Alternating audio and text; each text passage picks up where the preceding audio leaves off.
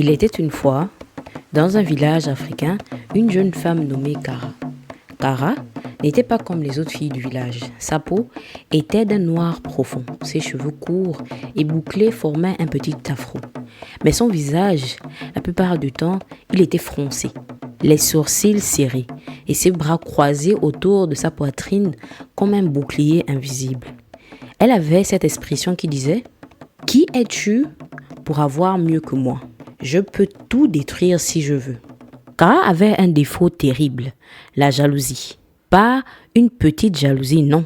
Chaque fois qu'elle voyait quelqu'un avec quelque chose qu'elle n'avait pas, ou qu'elle pensait que c'était mieux que ce qu'elle possédait, un feu s'allumait dans son cœur. Un feu qui lui donnait envie de tout détruire. Les rires des autres, leur succès, leur petite joie, rien n'était à l'abri de la jalousie de Kara. Et il se trouvait que dans ce village vivait aussi sa camarade, Amina, douce, gentille, toujours souriante. Mais hélas, Amina semblait attirer la chance et les sourires du ciel. Chaque jour, elle parlait avec les jeunes hommes du village, recevait des cadeaux simples. Elle était toujours souriante et Kara regardait tout cela le cœur en feu. Un jour, alors que le soleil commençait à se coucher derrière les collines et que les ombres s'allongeaient sur les cases, Kara marchait dans le village. Elle passait devant la maison d'Amina. Elle s'arrêta un peu loin et vit un homme qu'elle n'avait jamais vu auparavant, un étranger, debout devant la case, souriant, parlant avec Amina. Et il lui tendit un cadeau. « C'est quoi ça ?» murmura Kara, les dents serrées. « Qui est cet homme ? Et pourquoi il donne quelque chose à Amina ? Et chaque jour, le même spectacle se répétait. Le même homme, le même sourire, mais différents cadeaux à chaque fois. Kara s'éloignait toujours sans comprendre. Elle ne s'approchait jamais assez pour écouter, mais son esprit imaginait 1000 scénarios et son cœur brûlait de jalousie. Kara, cette jeune femme belle mais jalouse, regardait sa rivale amie recevoir ce qu'elle désirait profondément. Le village, la rivière, les collines, tout semblait si paisible, mais dans le cœur de Kara, une tempête grondait.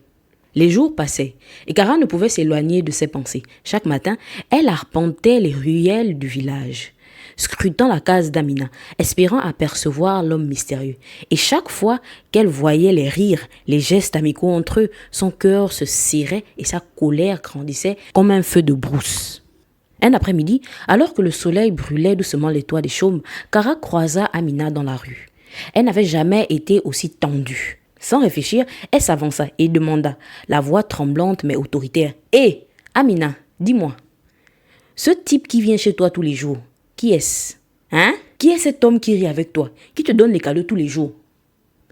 Amina, surprise, leva les yeux et répondit avec douceur, presque innocemment. « Kara, tu sais, cet homme est venu dans le village pour chercher une femme. Il veut se marier. C'est pour ça qu'il me parle, tous les jours. » Kara cligna des yeux, surprise, mais son visage se ferma aussitôt. Une rage froide s'installa dans son ventre. Et sans même écouter la suite, elle murmura « Ah, très bien, merci. Je vais m'occuper de ça. » Elle dit au revoir et partit à grandes enjambées. Ses sandales frappaient la terre battue du village. Ses pensées tournaient à toute vitesse. Impossible que cette Amina me devance, pas question. Kara savait exactement où aller. Elle savait qu'il existait quelqu'un capable de réaliser ce qu'elle voulait. Quelqu'un qui pouvait agir dans le monde invisible, le monde des forces mystérieuses. Ainsi, elle se dirigea vers le nganga du village. Le nganga, un homme ancien avec une barbe tressée et les yeux qui semblaient voir au-delà de la terre et du ciel. Les villageois murmuraient qu'ils pouvaient défaire le bonheur des autres, changer le destin et créer des sorts que même les esprits respectaient. Kara entra dans sa case sombre, parfumée de racines et de poudre mystérieuse. Ses mains étaient tremblantes, mais son regard était déterminé. Elle dit au nganga, « Baba, tu ne peux pas permettre que cette fille se marie avant moi. Elle croit qu'elle est meilleure que moi. Elle veut un homme qui pouvait être à moi. Je veux que tu détruises ce mariage, peu importe qui il est, peu importe ce qu'il se passe.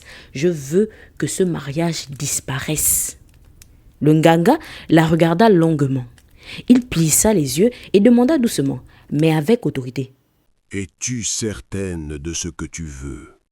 C'est un grand travail que tu demandes. Tu comprends bien ce que cela signifie, n'est-ce pas? Oui, oui, je veux, dit-elle, la voix tremblante mais ferme.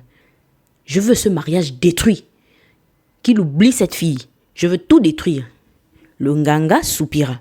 Il voyait dans les yeux de Kara cette détermination dangereuse, ce feu qu'aucun villageois n'avait jamais vu. Après un long silence, il hocha la tête et dit: Très bien.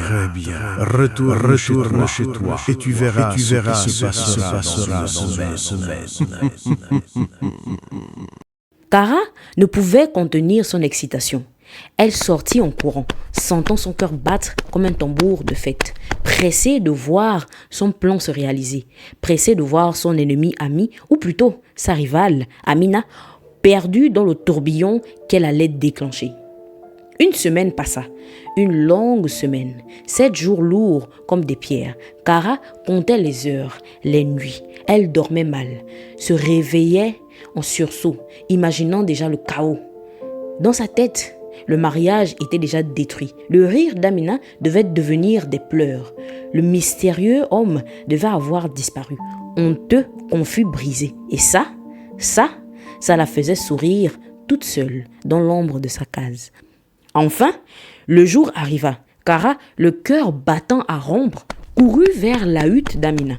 Elle voulait entendre, voir, sentir le chaos qu'elle avait semé. La poussière du village se levait derrière elle, tandis qu'elle franchissait la petite rue, impatiente et tremblante. Lorsqu'elle arriva, elle aperçut Amina assise tranquille sur une chaise, sourire aux lèvres, semblant attendre quelqu'un. Kara s'approcha, allaitante, presque hystérique. Hé, Amina, alors raconte-moi, qu'est-ce qui s'est passé avec ton homme?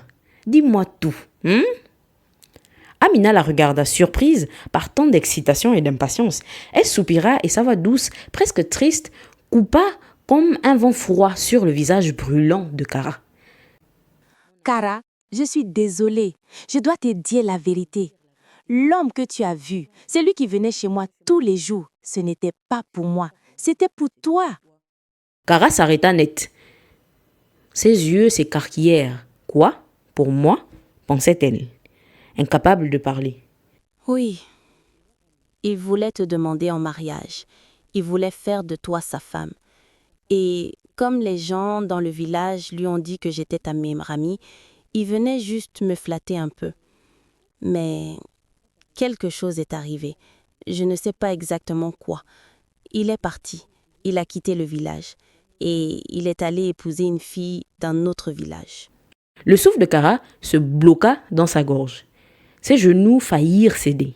Elle voulait hurler, pleurer, frapper, mais rien ne sortait. Elle tremblait, incapable de bouger. La colère qui bouillonnait en elle une semaine plus tôt se changea en une douleur glaciale. Elle sentit son monde s'écrouler. Tout ce qu'elle avait imaginé, tout ce qu'elle avait voulu, s'était retourné contre elle. Elle regarda Amina, les yeux remplis de larmes et de honte. C'est moi? Et elle ne put plus continuer. Et là, Kara éclata en sanglots. Ses larmes coulaient comme la rivière après la pluie.